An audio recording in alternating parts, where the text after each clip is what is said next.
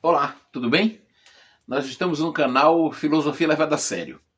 Eu gostaria de falar agora e nos próximos vídeos de uma série de pensadores que não são tão conhecidos assim e que ocupam um local, uma posição muito importante no pensamento, que é aquela posição de articulação entre o pensamento antigo, clássico, grego, e o pensamento medieval.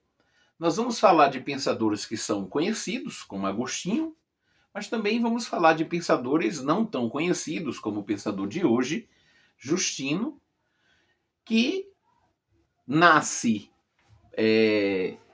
no ambiente da cultura grega, embora nasça na Samaria, no ano 100, venha a falecer no ano de 165, foi Marte, então ele se converte ao cristianismo.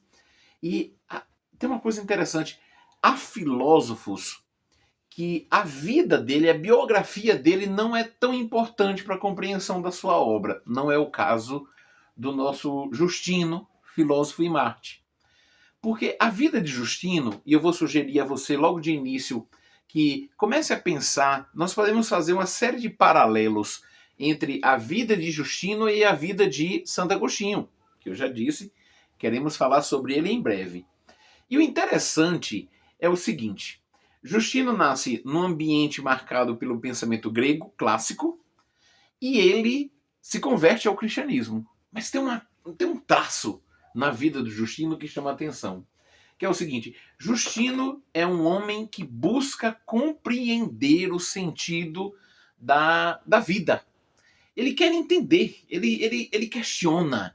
Por exemplo, há duas questões que são essenciais para que Justino vá às escolas gregas, e essas mesmas questões vão fazer com que Justino saia das escolas gregas e vá ao cristianismo, que ele considerava a filosofia fundamental.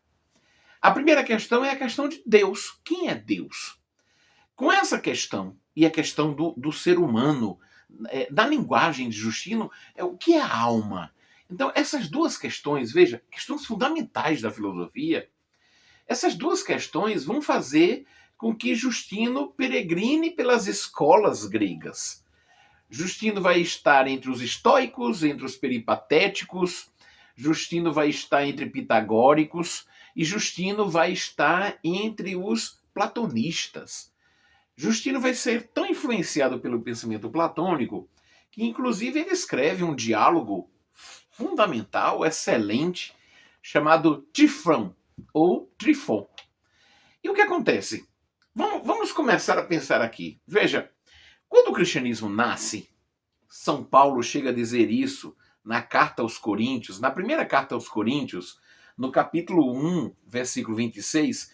Veja, quando o cristianismo nasce, não são tantos os homens sábios, no sentido da sabedoria do mundo, como ele diz. Ele diz literalmente assim, ó, não são muitos os sábios, no sentido mundano, nem muito os poderosos, nem muitos os nobres, que se associam, no caso, né, que se associam ao cristianismo.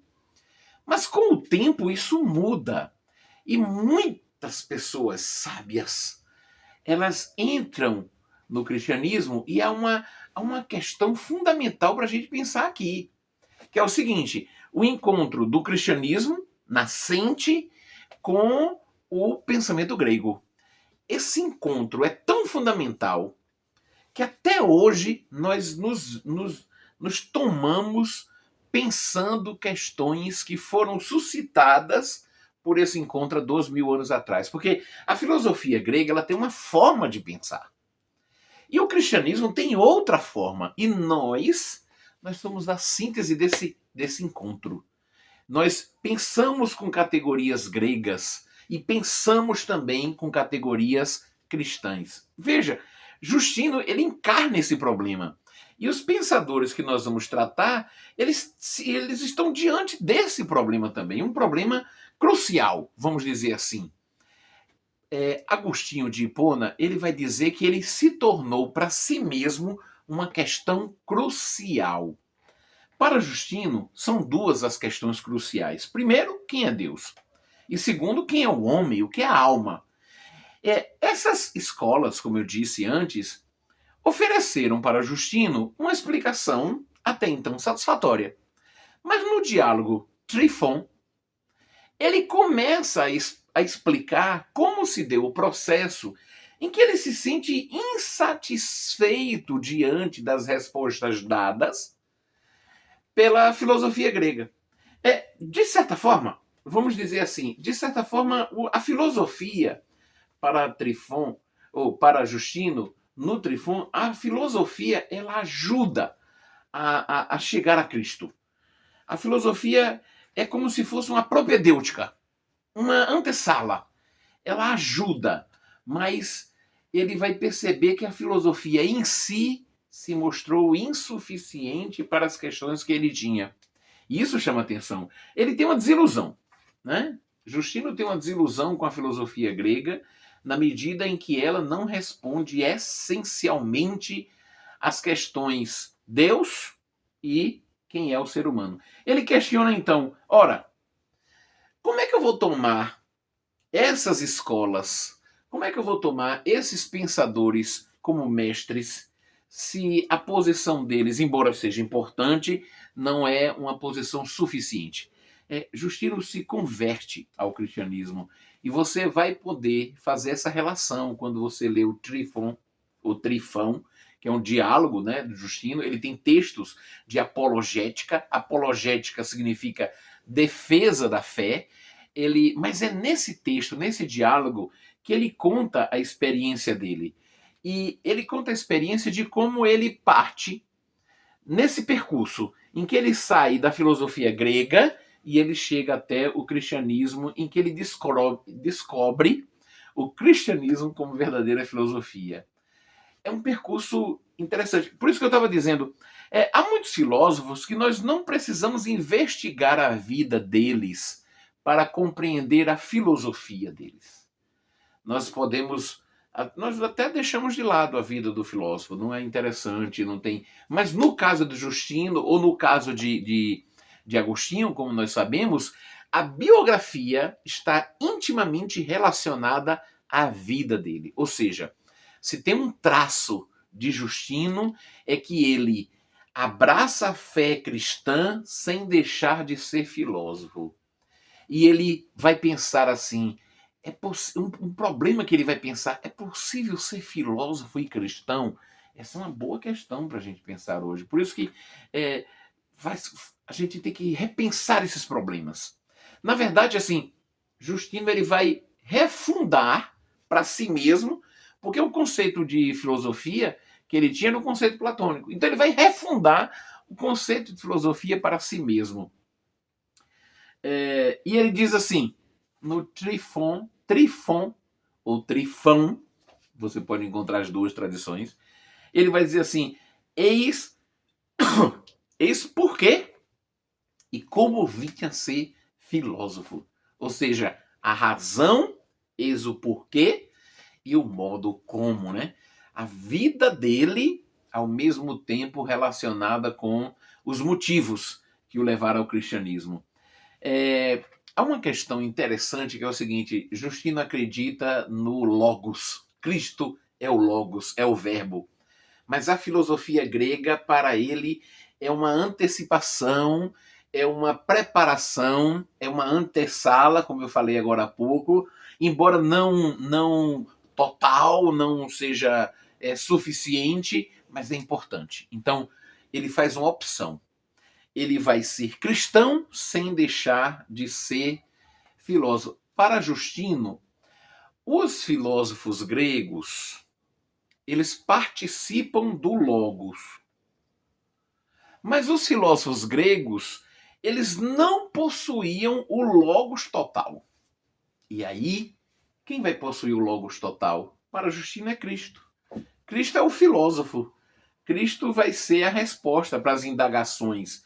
Qual a importância, né? Qual a importância de Justino? A importância de Justino é que ele faz uma síntese entre a fé que ele abraça e a filosofia, que era a vocação dele, né? Justino, ele era um filósofo. Então, assim, Eu tenho conversado com muitos alunos e esses pensadores medievais, eles são meio deixados de lado. Então eu decidi colocar esse vídeo no sentido de motivar os meus alunos, os meus amigos, aqueles que estão compartilhando comigo com esse canal, a pesquisarem sobre esse grande pensador. Ele tem obras, há livros. Eu estou aqui com um livro muito bom, que fazem excelentes exposições. Por exemplo, esse aqui do Philotheus Boene e do Etienne Gilson, História da Filosofia Cristã, que é da editora Vozes, tem uma excelente apresentação sobre a vida e a filosofia de Justino. Eu aconselho esse livro. Aconselho também o Diálogo e os textos de apologética. O que é que vai marcar também a vida de Justino? O seu grande amor pela sabedoria. A sabedoria para Justino começa grega, mas ela se completa, ela é ideal na sabedoria cristã. E uma outra coisa que é interessante e que me fez pensar muito, e que eu gostaria de saber assim, o que é que você pensa sobre isso?